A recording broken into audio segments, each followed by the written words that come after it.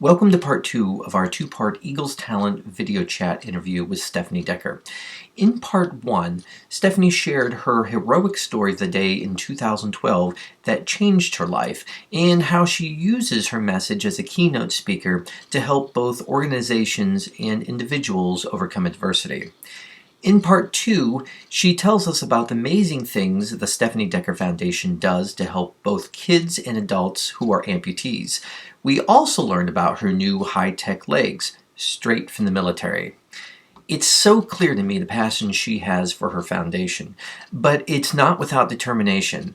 And that means becoming an advocate as well as developing relationships with the right people. One specific person is the President of the United States. But first, we dived into goal setting and how important milestones are. You say to other people that are trying to set goals, is there a process that you use to really set goals, or do you really work on the long term, the short term, a little bit of both? That's a good question, and I do a little bit of both. Goals hold you accountable, is the bottom line. Right. Whether it's with a trainer at the gym, whether it's with your schooling at school, at the end of the day, you have to pass the class, or you have to account for your trainer, your job. You have an expectancy in your job. Whatever it is, your goals are what holds you accountable. And the more people that know my goals, the more accountable I have to be held. And that's a standard I like. I like being held accountable. I was going to meet the President of the United States. My goal was to be able to walk to the President unassisted and walk arm in arm with the President of the United States. And I knew that was going to require a heck of a lot of work because I had just had my prosthetics, I think 2 weeks before I was going to meet with Mr. President. And understanding how prosthetics work and how different it is to walk in them, it's like walking on 12-foot stilts with no balance, and learning to walk all over again on 12 feet in the air is really the best way to describe it. And so when I met with the President, it was, I've got to achieve this goal. It is one that I said I was going to do, and I knew that I was going to have my picture taken with the President of the United States, and I wanted to be walking, and that goal was met. And then Ellen Show, when that was coming up, my first appearance, I was on a wheelchair, but I wanted to take a few steps, at least a few steps, to say I walked to Ellen, and was able to dance with Ellen. And it was, for me, it was monumental. It was very small steps, but I had my prosthetic legs 2 days, and literally for 48 hours, I did nothing but stay down at the gym in parallel bars and work and work and work to get just that, not even 2 feet of walking to Ellen on her stage. And then the next visit was another goal. It was, this time I'm going to walk out on the show. And so all of these goals held me accountable. I mean, all of these appearances, all of these things that I knew I was going to do were objectives for me. They were objectives to get me to where I needed to be personally, mentally, and physically. And what a better way to do that than airing it across the nation. So, what's really wonderful is that, you were able to take this event that happened to you, with the tornado, and turn it into something positive, and create something that's bigger than you, which is the Stephanie Decker Foundation. Can you talk a little bit about this foundation and the recent things you've been able to accomplish? Sure. It's easy to talk about my foundation. It is what I hold dear to me. The Stephanie Decker Foundation kind of came about shortly after I got out of the hospital. Actually, I was in rehabilitation, and I remember sitting and looking out my window of the rehabilitation center, thinking, "Oh, it's beautiful outside. I want to get outside. I hear the birds chirping. I see life in itself going on, and I couldn't imagine not being able to have those freedoms back and to be able to go where I wanted to go and do the things that I wanted to do." And I thought, I know there's other people out there. I know that I can't be the only one.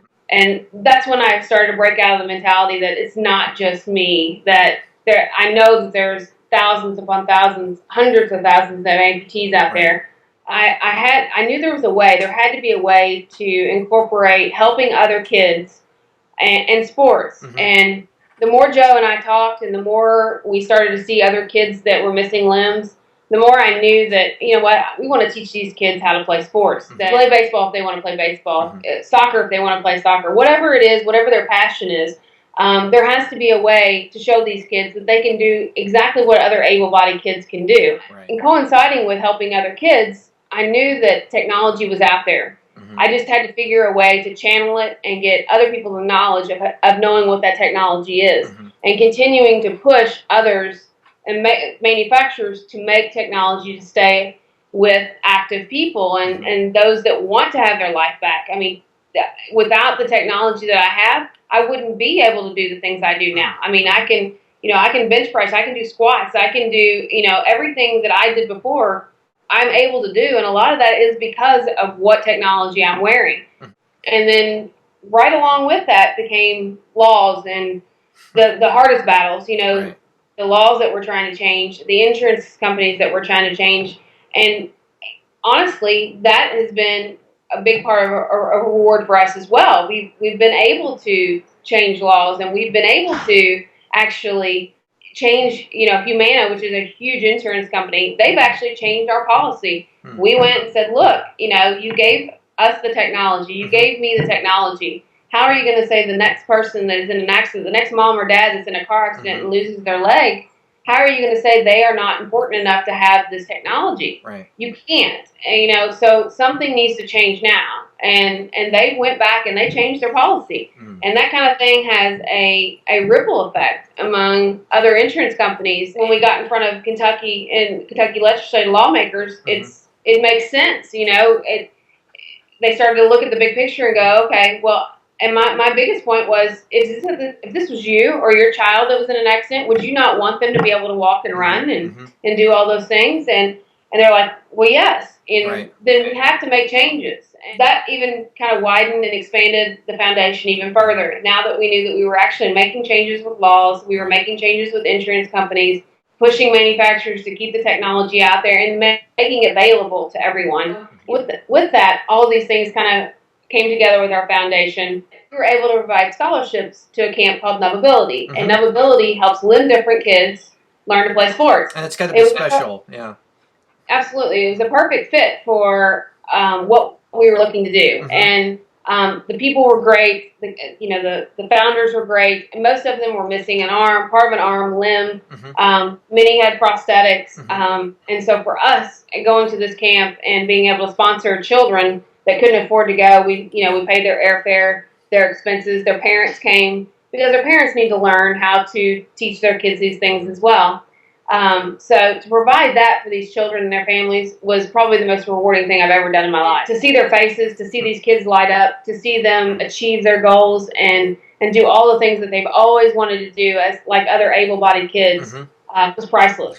So you talked about getting some new high-tech legs. You talk a little bit about this. What makes them so spectacular? Freedom. If I can sum it up in one word, these legs give me freedom. Right. The technology that's out there now is what's called the X3, made by Ottobock, and they have made a waterproof knee, meaning I can scuba dive in this knee. Right. I can take this knee and go to the lake, which I did, or to our pool, and I can wear it and I can go. And that was only going to be made for soldiers. Now, granted, our wounded warriors brought all this technology to the forefront. They came back with their limbs missing from the UIDs and the explosives on the side of the roads, and they decided that, look, we're having a lot of these soldiers come back this way. We need to look into how we're going to take care of these soldiers because they want to get active again. One of the things I did when I went to meet the president, it was very much mission oriented. I wanted to talk to him about laws. I wanted to talk to him about the foundation. And I wanted to talk to him about this X3 because he was about the only man I knew that could get me the X3 was the president. And I said, I need your help. I need your help in getting me access to this. I need your help talking to Walter Reed military, and I need your help talking to Ottobock. They are two conglomerates that I can't battle, but you can. And this needs to be available to everybody, not just, the soldiers. Granted, should they be first? Absolutely. Should they all have it? Absolutely. It was funny as he yells for his secretary in the other room. He goes, Anita, get in here. And she comes running in. The secretary comes running. He goes, I want you to find out from Miss Decker this X3. See what we can do about getting her this technology. And it was so just matter of fact. And I just kind of sat there in awe for a minute. And I thought, this is politics. So we'll see how far I get. The president's position personal physician contacted Walter Reed Mm-hmm. and started the ball on getting the X3. And, their first response back was, no, you're a liability. If you were to run and fall and get hurt, then Right. you're a liability. Right. Exactly. We actually made some headway. And, literally, I stayed on them every week. I would touch base with Ottobock and say, where are we at? Where are we at? And then finally, I got them to agree to let me be the first person to try an X3. Mm-hmm. It was maybe a year and 2 weeks after the time that I visited the president, the X3 became available. And they sent one and let me put it on and let me wear it. And I told them, I said, you're never getting it back. And so we were able to celebrate the fact that the first X3, I was actually one of 10 in the entire United States that got an X3. I was actually the first one to walk in the X3 of a civilian. And Wow. they awarded me that because of the fight that we had battled, prior to try to get it available. And Ottobock told me in a conversation that it may have come out for civilians, but it would have been about 2 years from now if I hadn't have fought to get that technology out. While the story of what happened to you is part of your presentation when you speak, how important is the message of overcoming adversity? And because of your foundation and watching those kids overcome adversity, how important is that message? Overcoming adversity is the heart of the story. It's the heart, and it's the heart of the continuation of the story. Everyone has a story, and everyone struggles, and it's how you handle those struggles. And that's what people want to know the most, is why are you made differently? What's your secret? The secret ingredient. What's the secret to your attitude, Mm-hmm. to your outlook? If you decide, it's what you decide to do when you're challenged to the very core of your being, on what you want to do with your life at that moment. You can either fold the tent, cave in, and feel sorry for yourself, or you find a solution. I always tell people when I talk is every problem has a solution. It does, whether it's a math question, a life question, Mm-hmm. It has a solution. You may not like the answer. It may not be the one that you want to hear, but it's a solution, okay? And you have to find what works for you. And you have to figure those answers out on your own and decide what your course of action will be.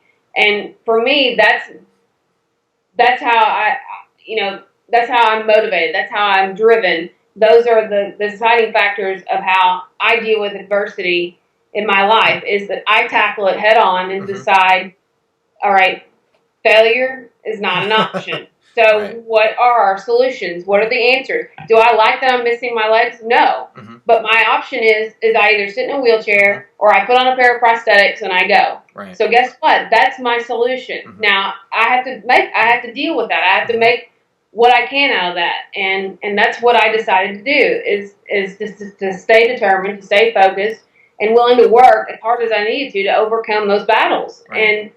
And defeat is not acceptable to me. Right. Feeling sorry for myself is not an option for me. That's not the mold I was made from. And watching through the foundation and watching those flourish because of what we're able to provide them, watch these children achieve their goals and run and play and do all the things that they want to do is priceless to me. I mean, that is just, I always tell them, people that I talk to, I finally figured out what I want to be when I grow up. This is what I want to do. Right. This is where I figured out where I need to be and who I need to help. Is watching these kids accomplish and being so filled and rewarded for their hard work and what they've done. It's incredible. It motivates me. It drives me to continue to do the things I do because they can run better than I can. Right. And I'm just looking at them like, it's amazing because kids don't have those, the limits that we put as adults on ourselves. The fears. They don't have those types of things. They just go and they just do, and they just do it, right. they adapt. Right. They're so adaptable, and I continue to learn from them. Well, Stephanie, it has been such an honor having you here joining us. So it's truly been a pleasure talking with you. So thank you so much. Well, thank you, and I appreciate you having me and taking a few minutes out of your time to talk. Absolutely. What doesn't kill you makes you stronger. Stand a little taller.